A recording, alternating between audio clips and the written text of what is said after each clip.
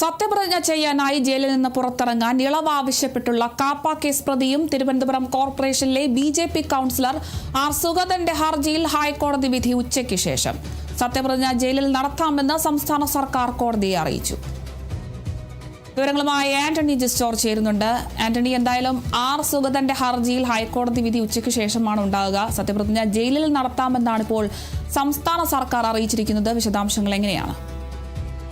തീർച്ചയായും സുഗതനെ സംബന്ധിച്ച് വളരെ പ്രധാനപ്പെട്ട ഒരു വിധിയാണ് ഹൈക്കോടതിയിൽ നിന്ന് വരാനിരിക്കുന്നത്. ഏതായാലും ഹർജി രാവിലെ ഹൈക്കോടതി പരിഗണിച്ചു. ആ ഘട്ടത്തിൽ നേരത്തെ സർക്കാരിനോട് ഈ സുഗതനെ ജയിലിൽ നിന്ന് വിടുന്നതുമായി ബന്ധപ്പെട്ടുള്ള കാര്യത്തിൽ ഒരു അഭിപ്രായം കോടതി ആരാഞ്ഞിരുന്നു.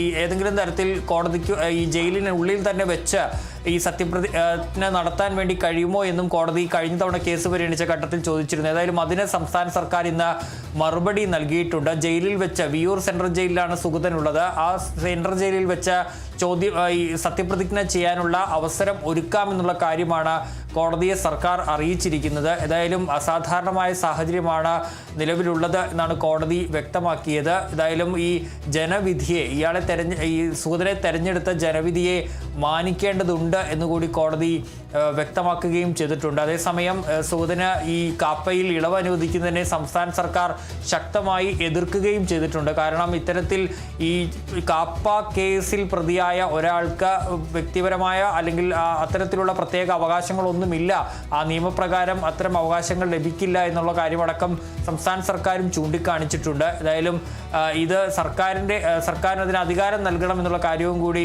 സർക്കാർ ആവശ്യപ്പെടുകയും ചെയ്തിട്ടുണ്ട്. ഏതായാലും ഇക്കാര്യത്തിൽ കോടതിയുടെ തീരുമാനം 2 മണിക്ക് ഉണ്ടാകും. സുഗതനെ സംബന്ധിച്ച് ഇനി 10 ദിവസമാണ് സത്യപ്രതിജ്ഞ ചെയ്യാനായി ബാക്കിയുള്ളത്. 10 ദിവസത്തിനുള്ളിൽ സത്യപ്രതിജ്ഞ ചെയ്തില്ലെങ്കിൽ സ്വാഭാവികമായും കൗൺസിലർ സ്ഥാനത്ത് നിന്ന് സുഗതൻ അയോഗ്യനാക്കപ്പെടും. അതോടുകൂടി തിരുവനന്തപുരം കോർപ്പറേഷനിലെ ഭരണത്തെയും അത് ബാധിക്കും. BJPയെ സംബന്ധിച്ച് വലിയ തിരിച്ചടി ആവുകയും ചെയ്യും. നമുക്കറിയാവുന്ന പോലെ ഈ ആദ്യം സത്യപ്രതിജ്ഞ ചെയ്ത ഘട്ടത്തിൽ ഈ ആറ്റുകാലമ്മയും ഒക്കെ പിടിച്ച് സത്യം ചെയ്തതോടുകൂടിയാണ് ഇത്തരത്തിൽ കൗൺസിലർമാരുടെ സത്യപ്രതിജ്ഞ ഹൈക്കോടതി റദ്ദാക്കിയത്.